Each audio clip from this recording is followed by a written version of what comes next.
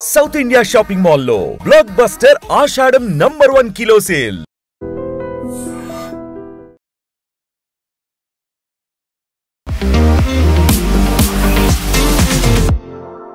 నమస్తే, నేను Kavitha. Welcome to I dream news and నిజాలు. అహ్మదాబాద్ ప్లేన్ క్రాష్ కి సంబంధించి ఏఏఐబి ప్రిలిమినరీ రిపోర్ట్ని అయితే రిలీజ్ చేసింది. అందులో బేసిక్ గా కనిపించింది ఇంధనం ఇంజన్లకి సప్లై అవ్వలేదు. అయితే కీలకమైనటువంటి పైలట్ల సంభాషణలో కేవలం 2 ముక్కలు మాత్రమే ఎందుకు రిలీజ్ చేశారు? బ్లేమ్ గేమ్ ఏమన్నా నడుస్తోందా? బోయింగ్ ఏమైనా PR స్టంట్లని చేసిందా? అక్కడ మేనేజ్మెంట్ అనేది జరుగుతుందా? పారదర్శకత లోపించింది, బయాస్డ్గా కనిపిస్తోంది అనేది నాట్ ఓన్లీ పైలట్లు కాదు, ఇక్కడ బాధిత కుటుంబాలు, అట్ ద సేమ్ టైం బ్రిటన్లో ఉన్నటువంటి భారత కుటుంబాలు కూడా ఎందుకు చెప్తున్నాయి? యాక్చువల్గా జరగాల్సిందేంటి? ఇన్ డెప్త్ రిపోర్ట్ ఎప్పుడు వస్తుంది? మనతో పాటుగా ఉన్నారు సీనియర్ జర్నలిస్ట్ సురేష్ కొచ్చతిల్ గారు. హలో సార్, నమస్తే. ఏఐబి రిపోర్ట్ వచ్చిన తర్వాత 15 పేజీల రిపోర్టే, కాకపోతే బోల్డ్ అన్ని క్వశ్చన్స్ ఉన్నాయి సార్. ఆ క్వశ్చన్స్ అన్నిటికీ answers, in depth analysis, in depth investigation ఎప్పుడు అవుతుందంటారు? ఫస్ట్ డిస్క్లైమర్, నేను ఒక పైలట్ కాదు, నాకు ఎయిర్లైన్స్తో సంబంధం లేదు. కానీ ఈ యాక్సిడెంట్ జరిగి దాని తర్వాత ఈ రిపోర్ట్ వచ్చిన తర్వాత నేను 2 సర్వింగ్ పైలట్స్తో మాట్లాడాను. వాళ్ళు ఆన్ రికార్డ్ రాలేరు because they are working for one of India's private airlines. కానీ వాళ్ళతో డీటెయిల్గా మాట్లాడాను నేను. ఫస్ట్ ఈ ఆయిల్ స్విచ్ గురించి కానివ్వండి, మిగతా సేఫ్టీ ఫీచర్స్ గురించి. వాళ్ళు కూడా మీరు చెప్పినట్లు ఇదే అడుగుతున్నారు, ఎందుకు ఆ 2 ముక్కలు ఒకటే పెట్టారు? ఎయిర్క్రాఫ్ట్ పుష్ బ్యాక్ నుంచి రన్వే ఎండ్ దాకా వచ్చేదాకా ఒక 2 నిమిషాలు పడుతుంది. అక్కడి నుంచి టేక్ ఆఫ్ చేసి అక్కడ ఒక హైట్కి వెళ్ళిన తర్వాత క్రాష్ అయిన దాకా బహుశా ఒక 1 minute 15-20 seconds ఉంటుంది, మేడే కాల్ దాకా. ఈ రికార్డ్ మొత్తం ఎందుకు రిలీజ్ చేయట్లేదు? సెకండ్ పాయింట్, మీరు చెప్పిన మాట did you switch off no అని చెప్పింది ఎవరికి చెప్పారు? ఆ రోజు టేక్ ఆఫ్ హ్యాండిల్ చేస్తున్నది ఫస్ట్ ఆఫీసర్. మన దాంట్లో పైలట్ని మన కమాండర్ అంటాం, main person, senior most. Next నేర్చుకుంటుంది ఆయన, కో పైలట్. నేర్చుకోవడం కాదు, is qualified but under training constantly. Take off చేస్తున్న ఆయన అనమాట. కానీ కంట్రోల్ ఈయన దగ్గర కూడా ఉంటుంది.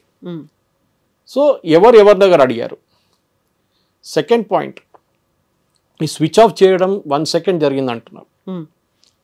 ప్రెస్ ఇట్లా లిఫ్ట్ చేసి వెనక గుంజాలి, ఇంకోటి లిఫ్ట్ చేసి ఇంకా వెనక గుంజాలి. 2 ఒకటేసారి చేయలేము. 3 ఫింగర్స్తో చేస్తారంట.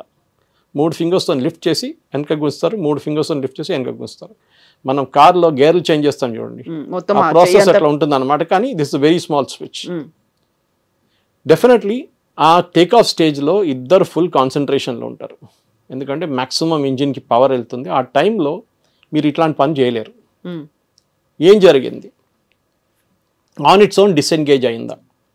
దీనికన్నా ముందు 2-3 సార్లు దానికన్నా ఎక్కువ బోయింగ్ వార్నింగ్ ఇచ్చారు, సేయింగ్ దట్ ఆటోమేటిక్ డిసెంగేజ్మెంట్ నడుస్తుంది, మీరు ఒకసారి చెక్ చేసుకోండి. దీనికి ఒక లాకింగ్ సిస్టమ్ చెప్పాను చూడండి, లిఫ్ట్ చేయడం, వెనక గుంజడం, ముందుకు గుంజడం.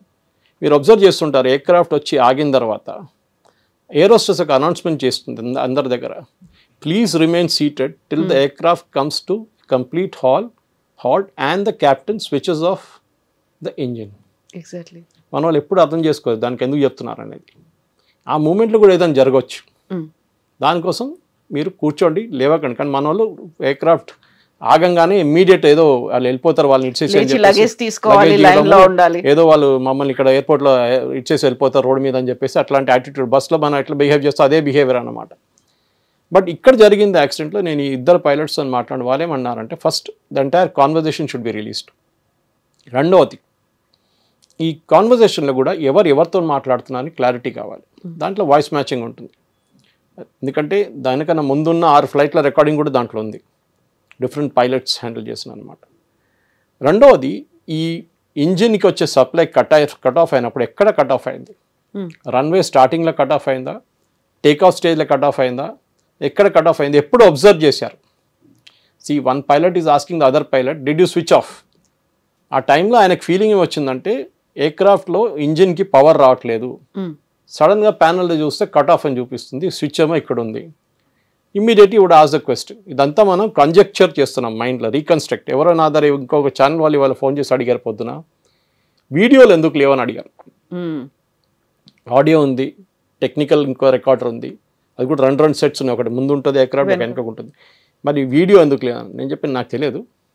బోయింగ్ లాంటి కంపెనీలు, ఎయిర్బస్ లాంటి కంపెనీలు ఎందుకు ఇది ఆలోచించలేదు నాకు తెలియదు. బహుశా ఉండొచ్చు, ఎందుకంటే ఒక హైజాకింగ్ జరిగితే ఒక లోపల సీసీటీవీ ఉంటే ఈజీగా బయట ఉన్న వాళ్ళకి చూసుకోవచ్చు ఏం జరుగుతుంది లోపల అని చెప్పేసి. కానీ అది ఉందో లేదో నాకు తెలియదు, I'm not an expert in that. కానీ పెట్టొచ్చు డెఫినెట్గా. కానీ ఈ జరిగిన యాక్సిడెంట్ ఇప్పుడు ఏం చేయలేము మనం. మెయిన్ థింగ్ ఏంటంటే ఈ కాన్వర్జేషన్ కంప్లీట్గా రిలీజ్ చేస్తే తెలిసిపోతుంది. మూడవది, వాళ్ళ మీద ఒక పర్సనల్ అటాక్ చేయడం బంద్ చేయాలి వీళ్ళందరూ. ఎవరెవరో ఫారిన్ పైలట్స్ని తీసుకొచ్చి సూసైడ్ మెంటాలిటీ ఉండి వాళ్ళ అమ్మగారు చనిపోయారు దానికోసం డిప్రెషన్లో ఉన్నారు, లేనిపోయిన కథలన్నీ చెప్తున్నారు. కరెక్టే, ఎవరు అమ్మగారు నాన్నగారు చనిపోతే మన అందరికి డిప్రెషన్ ఉంటుంది కొన్ని రోజులు. అది చెప్పి మనం ఎవరైనా ఎయిర్క్రాఫ్ట్ తీసుకెళ్ళి క్రాష్ చేయడం కాదు. And if you wanted to crash, ఇక్కడ done it in the mid air, take off స్టేజ్లో అక్కర్లేదు. అది ఇంకా అక్కడ అసలు ఏ ప్రూఫ్ లేకుండా పోతుంది అక్కడ.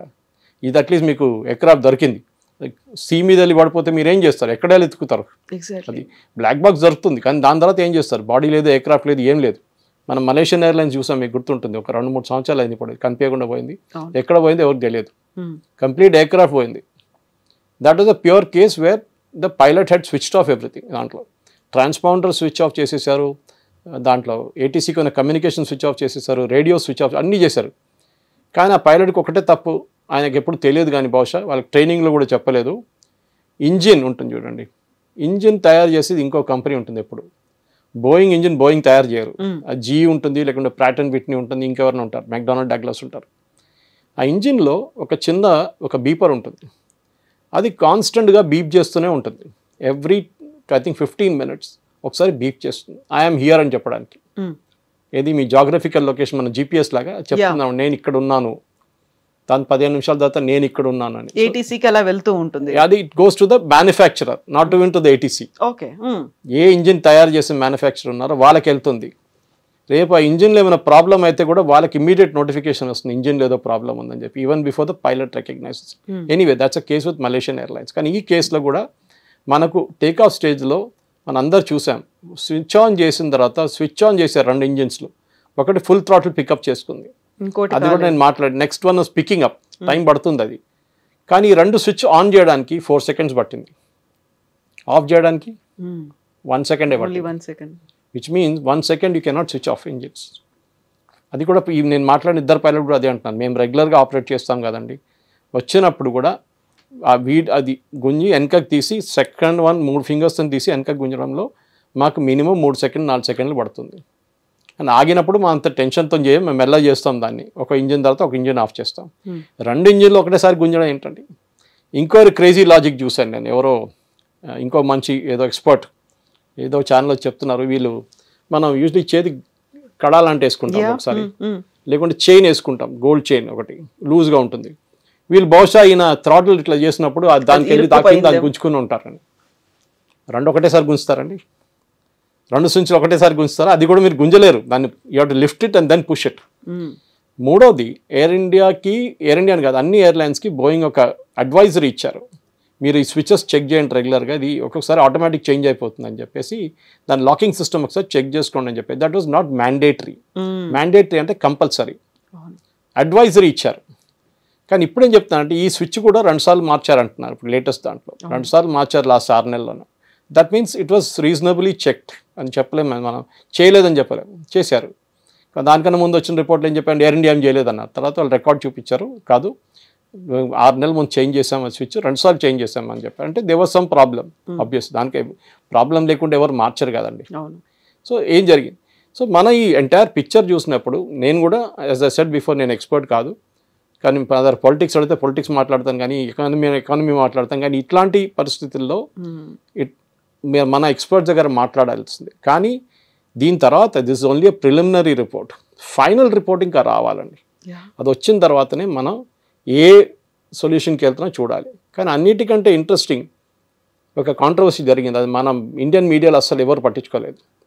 ఈ రిపోర్ట్ ఆ రోజు రిలీజ్ చేసింది రాత్రి పొద్దున ఎర్లీ మార్నింగ్ 1:30. ఇండియాలో ఎవరైనా 1:30కి రిపోర్ట్ రిలీజ్ చేస్తారండి? మీడియాకి పీక్ టైంలో ఇస్తారు, యూజువల్లీ ఈవినింగ్ టైప్ ఇస్తారు, లేకుంటే పొద్దున 10 గంటలకు ఇస్తారు. రాత్రి 1:30 రిలీజ్ చేయాల్సిన ఏమొచ్చిందండి మీకు? అప్పుడు క్యాల్కులేషన్ అంటే అక్కడ యుఎస్ ఉన్న స్టాక్ ఎక్స్చేంజ్ క్లోజ్ అయిపోతుంది ఆ టైంకి, బోయింగ్ షేర్స్ ఎఫెక్ట్ కాకూడదని చెప్పి ఆ టైంలో రిలీజ్ చేయమన్నారంట బోయింగ్ వాళ్ళు. అది వీకెండ్ కాబట్టి పర్లేదు, మండే నుంచి మళ్ళీ చూసుకుందాం అని చెప్పేసి. సో బోయింగ్కి ఏం భయం లేకుంటే బోయింగ్ ఎందుకు చెప్పారు అది. రెండవది, అదే రోజు బోయింగ్ ఈ స్టాక్ ఎక్స్చేంజ్ ఇన్ఫార్మ్ చేసే ముందు వాళ్ళు డ్రాప్ చేయమన్న రిపోర్ట్ కన్నా ముందు అదే టైంలో New York times and Washington post ఈ రిపోర్ట్ రిలీజ్ చేశారు వాళ్ళ దాంట్లో, పైలట్ ఎర్రర్ అని చెప్పేసి. మన ఇండియన్ మీడియాలో ఇంకా రాలేదు న్యూస్, దానికన్నా ముందు యూఎస్ మీడియాలో వచ్చేస్తుంది. ఎవరు ఇచ్చారు వాళ్ళకి? Obviously Boeing was a part of the team. Air accident బ్యూరోలో వాళ్ళు కూడా ఉన్నారు, FAA ఉన్నారు, ఇప్పుడు ఎయిర్ బస్ అయితే ఎయిర్ బస్ వాళ్ళు ఉంటారు అట్లా. సో ఆబ్వియస్లీ వాళ్ళకి ఒక కాపీ ఇచ్చి ఉంటారు. Ministry of external affairs copy ఇస్తారు, మినిస్ట్రీ ఆఫ్ సివిల్ ఏవియేషన్ దగ్గర చాలా కాపీలు ఉంటాయి. వాళ్ళ కన్సల్టేటివ్ కమిటీని కూడా బ్రీఫ్ చేశారు వీళ్ళు ఎయిర్ యాక్సిడెంట్ బ్యూరో వాళ్ళు మినిస్ట్రీలో. సో బహుశా కాపీ బోయింగ్ దారు ఉండే, వాళ్ళ కాపీ వాషింగ్టన్ పోస్ట్ న్యూయార్క్ టైమ్స్కి ఇచ్చారు. చూడండి, మా తప్పేం లేదు, మా ఎయిర్క్రాఫ్ట్ చాలా సేఫ్, జరిగింది ఏదో వాళ్ళ పైలట్ తప్ప అని చెప్పేసి. పాపం చనిపోయిన పైలట్స్ అక్కడ డిఫెండ్ చేయలేరు కదా వాళ్ళు వచ్చి. That's a sad fact of life. Dead men never tell tales అంటారు దాని ఇంగ్లీష్లో. కథలు చెప్పలేరు వాళ్ళు వచ్చి, వాళ్ళు మేమేం చేసాం, ఎందుకు చేసామని చెప్పేసి డిఫెండ్ చేయలేరు. సో వాళ్ళు డిఫెండ్ చేయాల్సింది ఎయిర్ యాక్సిడెంట్ బ్యూరో. వాళ్ళు కంప్లీట్గా ఇన్వెస్టిగేట్ చేసి కాన్వర్జేషన్లో ఏం జరిగింది, ఆ ఎయిర్క్రాఫ్ట్ స్విచ్చెస్ ఆటోమేటిక్ ఆఫ్ అయిందా, 1 minute 1 second మీరు చేయొచ్చా లేదా ఇంకోసారి చూపియండి, సిమ్యులేటర్ చూపించచ్చు, మీరు సిమ్యులేటర్లో చూపియండి, 1 second చెక్ చేస్తే కాదంటున్నారు. మినిమం 3 seconds తీసుకుంటుంది. టక్ టక్ టక్ టక్ టక్ టక్ 2 seconds తీసుకుంటుంది. సో 3 seconds తీసుకున్నప్పుడు సెకండ్ టైం ఆన్ చేసినప్పుడు 4 seconds తీసుకుంది. So obviously there is a mismatch ఎక్కడో. సో దానికి ఫుల్ రిపోర్ట్ వస్తేనే మనకి చాలా ఇంకా క్లారిటీ వస్తుంది. కానీ ఇట్లాంటి పార్షల్ రిపోర్ట్ రిలీజ్ చేయడంలో చాలా మటుకు ఎయిర్ యాక్సిడెంట్ బ్యూరో వాళ్ళ ఇమేజ్ కూడా చాలా దెబ్బతిన్నది. ఎందుకంటే చాలా కాన్స్పిరసీ థియరీస్ వస్తుంది అన్నమాట. ఎందుకు చేశారు? బోయింగ్ని సేవ్ చేయడానికి చేశారా? బోయింగ్ని వాళ్ళ ఇమేజ్ కాపాడడానికి చేశారా? లేకుంటే ఇలా Indian airlines air India image ఖరాబ్ చేయడానికి చేశారా? లేకుంటే పైలట్స్ మీద వేయడానికి ట్రై చేస్తున్నారా? వీళ్ళందరూ అన్ని కాన్స్పిరసీ థియరీస్ వస్తున్నాయి అనమాట. ఇన్ఫాక్ట్ ఆ రోజు పొద్దున్న ఈ పైలట్స్తో మాట్లాడిన ఒక ఆయన చెప్తున్నాడు, just going to the airport, నేను టెన్షన్లో ఉన్నానని చెప్తున్నాడు. ఎందుకంటే మనం సైకలాజికల్గా దే ఆల్ ఇంపాక్టెడ్. ఇంకొక ఆయనతో మాట్లాడితే is retired air force pilot. So ఆయనకు ప్రాబ్లం లేదు. చాలామంది ఉన్నారు ఎయిర్ ఫోర్స్ నుంచి రిటైర్ అయిన వాళ్ళు, though are working with Air India and IndiGo.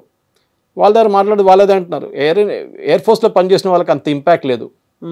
ఎందుకంటే వాళ్ళు ఇది రెగ్యులర్గా చూస్తుంటారు. మొన్న జాగ్వార్ క్రాష్ అయింది, 2 పైలట్ చనిపోయారు.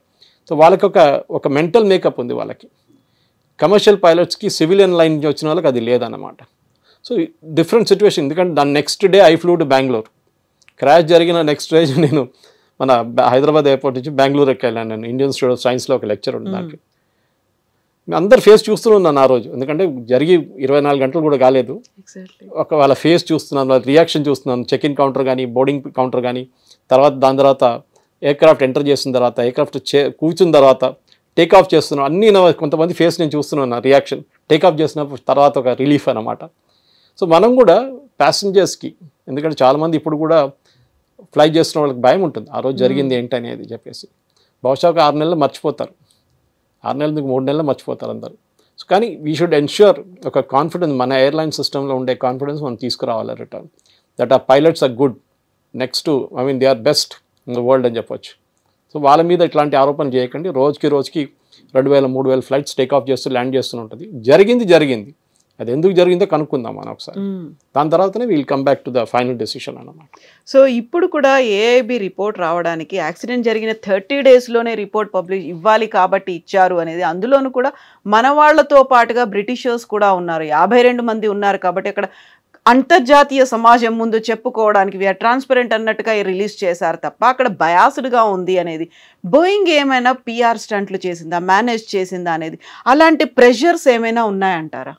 ఇప్పుడు నేను బయట ఉన్నాను, నేను చెప్పలేను అక్కడ ఏం జరిగింది అనేది. కానీ యూజువలీ నేను ఒక కంపెనీ నడిపిస్తున్నా అంటే నా కంపెనీ మీద ఆరోపణలు రాకుండా చూసుకుంటాను నేను. అది మన కోర్టులో ఆర్గ్యూ చేసేలాంటి కేసు కాదు అది. మీ మీద ఆరోపణ చేస్తాను, మీరు రిప్లై ఇస్తారు, అట్లా కాదు. అక్కడ ఉన్న డేటా చూసుకొని ఆ డేటాని టెక్నికల్ డేటా తీసి సిమ్యులేటర్లో ఇస్తారు. సిమ్యులేటర్లో 2 పైలట్ కలిపి నడిపిస్తారు. ఏం జరిగింది ఆ ఉన్న డేటాతో చెప్పినాడు, ఎయిర్క్రాఫ్ట్ ఎట్లా క్రాష్ అయిందని సిమ్యులేటర్లో తెలిసిపోతుంది. బహుశా టెస్ట్ చేసి ఉంటారు వాళ్ళు. కానీ ఇంకా ఎక్స్ట్రీమ్ టెస్ట్, ఎందుకంటే ఇది ఇంకా తర్వాత ఇప్పుడు ప్రిలిమినరీ డేటా ఇక్కడ యాక్సెస్ చేసుకున్నారు. ఇదే బ్లాక్ బాక్స్ మళ్ళీ యూఎస్కి పంపించవచ్చు. అక్కడ FAA వాళ్ళు, బోయింగ్ వాళ్ళు మళ్ళీ చెక్ చేస్తారు ఇంకోసారి. కానీ డెఫినెట్గా బోయింగ్ వాళ్ళ మీద రాకుండా చూసుకుంటారు, అది వాళ్ళ సెల్ఫిష్ మోటివ్. ఎందుకంటే దీనికన్నా ముందు మొన్న కేసులో దే ఆర్ పేడ్ చాలా బిలియన్స్ పే చేశారు కాంపెన్సేషన్ క్రాష్లో, పాత క్రాష్లో ఒకటి. సో అట్లాంటి ఇవ్వాల్సి వస్తుంది. 260 మందికి వాళ్ళు బిలియన్స్ ఇవ్వాలంటే వాళ్ళ కంపెనీ బ్యాంక్రప్ట్ అయిపోతారు. అది రాకుండా చూసుకుంటారు. ఇంకోటి బ్యాంక్రప్ట్ కావడం కాదు, వాళ్ళ మీద ఎయిర్క్రాఫ్ట్ మీద ఉన్న ఒక విశ్వాసం పోతుంది వాళ్ళు. ఎగ్జాక్ట్లీ. ఎందుకంటే సేఫ్ ఎయిర్క్రాఫ్ట్ అని చెప్పేసి ఉన్న అది ఉంటుంది కదా, అది వెళ్ళిపోతుంది.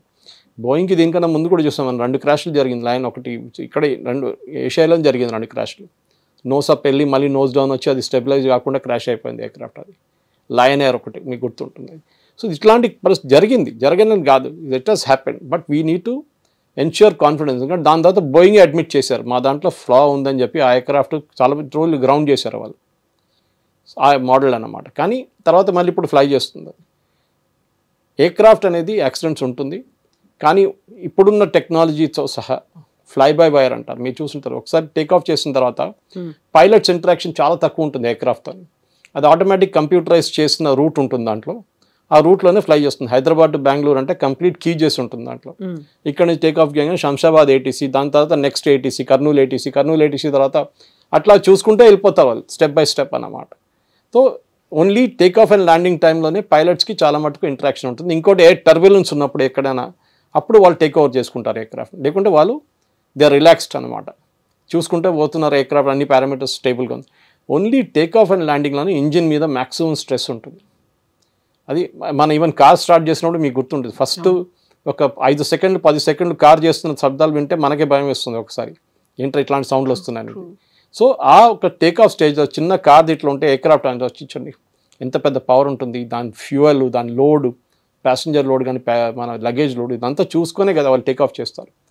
ఈ కేసులో కూడా జరిగింది, but we can't say for sure. ఇక్కడున్న ఎక్స్టెన్సివ్ రిపోర్ట్ తీసుకురావడంలో నెల కోసం ప్రెషరైజ్ పెట్టారని మీ అడిగిన ప్రశ్నకి నేనైతే అట్లా చేయకూడదు. At least as a professional you should never do it. చేశారో లేదనేది గవర్నమెంట్ కూడా చెప్పట్లేదు, ఎందుకంటే గవర్నమెంట్కి యాక్చువల్లీ టెక్నికల్ దాంట్లో రోల్ లేదు. మళ్ళీ వాళ్ళు వెళ్ళి దాంట్లో చేయబడితే ఇంకా పెద్ద ఇష్యూ అయిపోతుంది అది. ఎందుకంటే వీళ్ళు ఆల్రెడీ ఉన్నారు కదా, బోయింగ్ వాళ్ళు ఉన్నారు, బ్రిటిష్ వాళ్ళు ఉన్నారు, యూఎస్ వాళ్ళు ఉన్నారు. వీళ్ళందరూ ఉన్నప్పుడు మీరు ఇంకో రిపోర్ట్ తయారు చేస్తున్నాడు, వీరందరూ కలిసి సైన్ చేయాల్సింది రిపోర్ట్ మీద, that we all agree with the findings అని. కానీ నేను చెప్పినట్లు ఈ రిపోర్ట్ ఎందుకు ముందు బోయింగ్కి ఇచ్చారు, వాళ్ళు ఎందుకు యూఎస్లో ముందు పబ్లిష్ చేయించారు, స్టాక్ ఎక్స్చేంజ్ క్లోజ్ అయిన తర్వాత ఎందుకు పబ్లిష్ చేశారు, ఈ క్వశ్చన్స్ ఇప్పుడు కూడా ఉండిపోతుంది. బోల్డ్ అన్ని అన్ఆన్సర్డ్ క్వశ్చన్స్ ఉన్నాయి ఇప్పటికీ. అయితే ఒక నమ్మకం, ఎస్ మాకు ఒక న్యాయం, ప్రాణాలు అయితే రావు, ఒక నమ్మకం, ఒక న్యాయం అనేది నిజంగా చాలా మంది బయటికి చెప్పుకోలేని వాళ్ళు కూడా ఎదురు చూస్తున్నారు, ఇంక్లూడింగ్ అక్కడ pilots family members. Blame game అంతా వాళ్ళ మీద పోతోంది ఇప్పుడు చూస్తూ ఉంటే. కరెక్ట్, అది ఇప్పుడు చేయకూడదండి. ఇట్స్ అబ్సల్యూట్లీ హారిఫిక్ అన్నమాట, చేయకూడదు. వాళ్ళ మీద వాళ్ళు ఆల్రెడీ వాళ్ళ హస్బెండ్ కానివ్వండి, వాళ్ళ మదర్ ఫాదర్ ఉంటారు, వాళ్ళు అప్సెట్ అయి ఉంటారు. వాళ్ళంతా ట్రామాలో ఉన్నప్పుడు వెళ్ళి ఇట్లా ఆరోపణలు చేయడం without proof, it is not correct. ఎవరు అడిగారు, ఎస్ ఐ నాట్ స్విచ్డ్, అవి అయిపోయింది కదా, ఇక్కడ నెక్స్ట్ ఏంటి, అది ఎందుకు జరిగిందని ఇన్వెస్టిగేట్ చేయాలి. చేసాడని చెప్పి మళ్ళీ వీళ్ళు ఇన్సిస్ట్ చేసే ఎట్లాంటిది, అది కూడా ఎవడో ఫారిన్ పైలట్స్ని తీసుకొచ్చి, అది ఆలోచించాలి మనం. సో ఎగ్జాక్ట్లీ ఈ ఇన్సిడెంట్ జరిగిన తర్వాత ఇలాంటి వరుస ఇన్సిడెంట్స్ చూస్తున్నాము మనం. ఉత్తరాఖండ్లో ఒక హెలికాప్టర్ క్రాష్ అయింది, 6 చనిపోయారు అనేది. వెరీ రీసెంట్గా ఒక జాగ్వార్ కుప్పకూలింది అని. అంతకుముందు కూడా మిగిల్ అంటే మనకి ఫ్లయింగ్ కాఫిన్స్ ఇలాంటి పేర్లు అనేవి కూడా ఉండేది. జాగ్వార్ కూలడం, మనం కాలం చెల్లిన వాటిని ట్రైనింగ్ కోసం వాడుకుంటున్నామా, లేకుంటే వాటి మీదే డిపెండెన్సీ అనేది పెరిగింది? మనకి ప్రాబ్లం ఎక్కడ వచ్చిందంటే 2000 నుంచి స్పెసిఫికలీ 2004 నుంచి 2014 దాకా మనం ఒక్క కొత్త ఎయిర్క్రాఫ్ట్ కూడా కొనలేదు. ఉన్న పాత ఎయిర్క్రాఫ్ట్ని అప్గ్రేడ్ చేసుకుంటూ పోయాం. ఈ జాగ్వార్ అనేది ఇప్పుడున్న రఫేల్ వాళ్ళ తండ్రి, first generation second generation aircraft అదంతా. దాన్ని అప్గ్రేడ్ చేశారు చాలా మటుకు. దాట్స్ సేమ్ కంపెనీ తయారు చేసిన కంపెనీ డెసాయ్ రెండిటికి. కానీ ఇప్పుడు వస్తున్న ఫోర్త్ జనరేషన్, దాని తర్వాత 5th జనరేషన్ రఫేల్ మనకు వస్తుంది. 1980లో మోస్ట్ ఆఫ్ ద జాగ్వార్స్ని రిటైర్ చేసేసారు లోకంలో, ఈజిప్ట్ కానీ మిగతా. మనం ఇంకా నడిపిస్తున్నాం దాన్ని. మన ఇండియన్స్ ఒక యాటిట్యూడ్ ఉంది, ఎక్కడ దాకా నడిపిద్దాం అని చెప్పేసి జుగాడ్ చేసి ఎట్లనో. మీరు బిలీవ్ చేయరు, జాగ్వార్స్కి పార్ట్ లేకుంటే I think the previous government ఎక్కడో ఖతార్ నుంచో లేకుంటే బహ్రీన్ నుంచో మనం పాత జాగ్వార్ తీసుకొని, ఫ్లయింగ్ కండిషన్ లేదు, దాన్ని తీసుకొని పెద్ద ఎయిర్క్రాఫ్ట్లు వేసేసి తీసుకొచ్చి దాని పార్ట్స్ వాడుకున్నాం మనం, స్పేర్ పార్ట్స్గా వాడుకున్నాం. ఆలోచించి కొంతమంది చేస్తారు, మన మోటార్ సైకిల్ వాళ్ళు చేస్తారు ఈ పని, రిపేర్ చేస్తున్న వాళ్ళు. ఇది చేసాం మనం. మనం ఆలోచించండి 10 సంవత్సరాలు ఒక్క కొత్త ఎయిర్క్రాఫ్ట్ కొనలేదు. And AK Antony then defence minister Manmohan Singh గవర్నమెంట్లో పార్లమెంట్లో స్టేట్మెంట్ ఇచ్చారు, మనం ఎందుకు కొనట్లేదంటే డబ్బులు లేదని చెప్పారు. అఫీషియల్ స్టేట్మెంట్, నేను చెప్పట్లేదు, మీరు చెప్పట్లేదు, ఏకే యాంటనీ ఇచ్చిన స్టేట్మెంట్. దాని తర్వాత రఫాల్ వచ్చినప్పుడు మీకు గుర్తుంటే ఎంత కాంట్రవర్సీ తయారు చేశారు వీళ్ళు కావాలని చెప్పేసి. ఎందుకంటే చైనాకు ఒక భయం ఉంది, పాకిస్తాన్ కాదు, చైనాకు భయం ఏంటంటే ఈ రఫాల్ అనే ఎయిర్క్రాఫ్ట్ని మనం ఒక అరుణాచల్ ప్రదేశ్ వైపు నుంచి ఒకటి, ఒక్కొక్క స్క్వాడ్రన్ ఏమో లదాఖ్లో పెట్టుకుంటాం మనం. ఒక స్క్వాడ్రన్లో 12 నుంచి 14 ఎయిర్క్రాఫ్ట్ ఉంటాయి, కొన్నిట్లో 16 ఉంటుంది. మన దగ్గర 3 స్క్వాడ్రన్లు ఉన్నాయి రఫాల్ది. ఒకటేమో పాకిస్తాన్ వైపు, రెండేమో చైనా వైపు. చైనాకి ఎయిర్క్రాఫ్ట్ ఏ ప్రసక్తి అక్కడ రాకూడదని చెప్పేసి వాళ్ళు చాలా కొట్లాడారు మన వాళ్ళతో ఇన్ఫ్లుయెన్స్ చేయడానికి, త్రూ రాహుల్ గాంధీ కానీ మిగతా వాళ్ళతో. చాలా హిందూ లాంటి publications, Hindu is a communist news paper, అందరికి తెలుసు అది, వాళ్ళతో ఆర్టికల్స్ పబ్లిష్ చేయించేసి ఈ కాంట్రాక్ట్ ఎట్లానే క్యాన్సిల్ చేయడం వాళ్ళు చాలా ట్రై చేశారు. కానీ మోదీ గవర్నమెంట్ దాంట్లో దేవర్ వెరీ స్ట్రెట్ ఫాస్ట్, తీసుకొచ్చారు ఏం కానీ మనకు కావాలని చెప్పేసి. మీరు చూసుంటే దాని రిజల్ట్ ఇప్పుడు ఆపరేషన్ సింధూర్లో చూసాం. బాలాకోట్లో మన ఎయిర్క్రాఫ్ట్ పాకిస్తాన్ ఎంటర్ చేయాల్సి వచ్చింది, మన సుఖాయ్ కానివ్వండి, మిగ్స్ కానీ, దే హ్యాడ్ టు ఎంటర్. ఒక దాంట్లో అభినందన్ని వాళ్ళు కొట్టుపడేస్తారు. సో ఎందుకంటే మనకు షూట్ అండ్ స్కూట్ లేకుండే అప్పుడు. షూట్ అండ్ స్కూట్ ఏమవుతుందంటే మన బార్డర్ వైపు ఉండి, మన బార్డర్ లోపలనే ఉండి మిసైల్కి డైరెక్షన్ ఇస్తారు, దాంట్లో కీ చేసేస్తారు మిసైల్కి, ఈ లాటిట్యూడ్ ఈ లాంజిట్యూడ్ అని చెప్పి. దానికి ఒక ఫోటోగ్రఫిక్ మెమరీ కూడా ఉంటుంది. బాలకోట్కి వెళ్ళి కొట్టని కానీ అది వెళ్ళిపోతుంది, ఎయిర్క్రాఫ్ట్ ఏమో రిటర్న్ వచ్చేస్తుంది. మనం ఎంటర్ చేయక్కర్లేదు. రఫాల్కి కెపాసిటీ ఉంది షూట్ అండ్ స్కూట్ది, అది లేదు. ఫైర్ అండ్ ఫర్గెట్ అంటారు ఇంకో పేరు దాంది, అది ముందు మన దగ్గర లేకుండే. ఇప్పుడు చూడండి ఈసారి వచ్చినప్పుడు మనం వీడియంట్ ఎంటర్ పాకిస్తాన్, ఇక్కడ ఉండి మనం చేసాం అన్ని కావాలని. భారత్ వైపు నుంచి మనం రఫాల్ ఫైర్ చేసాం, బ్రహ్మోస్ ఫైర్ చేసాం, వీడిడ్ మిగతా స్టింగర్ ఫైర్ చేసాం, అన్నీ చేసాం మనం ఇక్కడి నుంచి.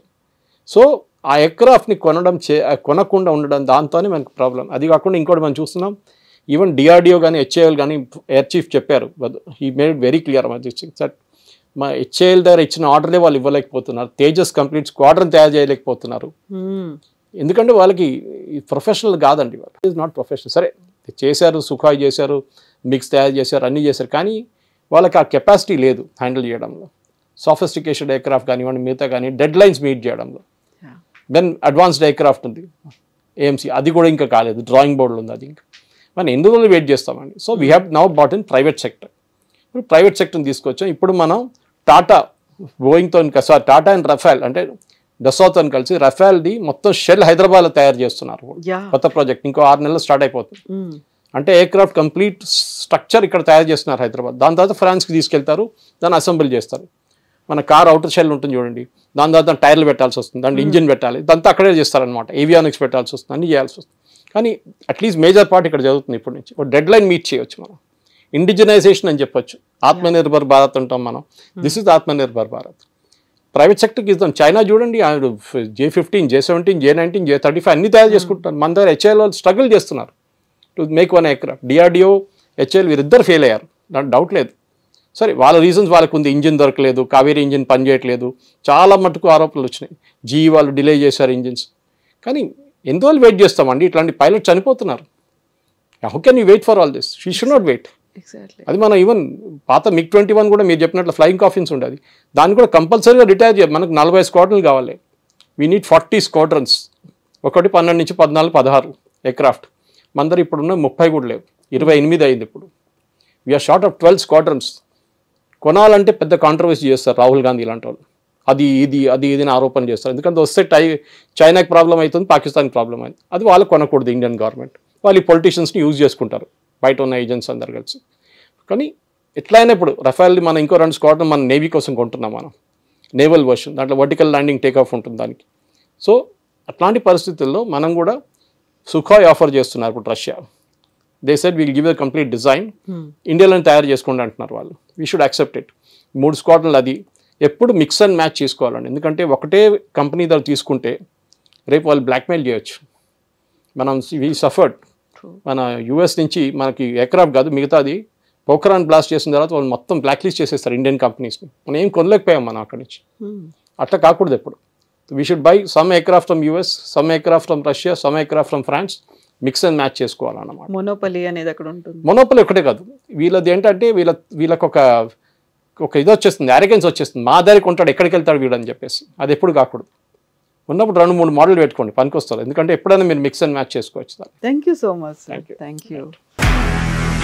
నిజంగా ప్రస్తుతం ఉన్నటువంటి సమాజం దేనికి ప్రయారిటీ ఇస్తుంది? ఆర్థిక సంబంధాల చుట్టూ మాత్రమే తిరుగుతోంది.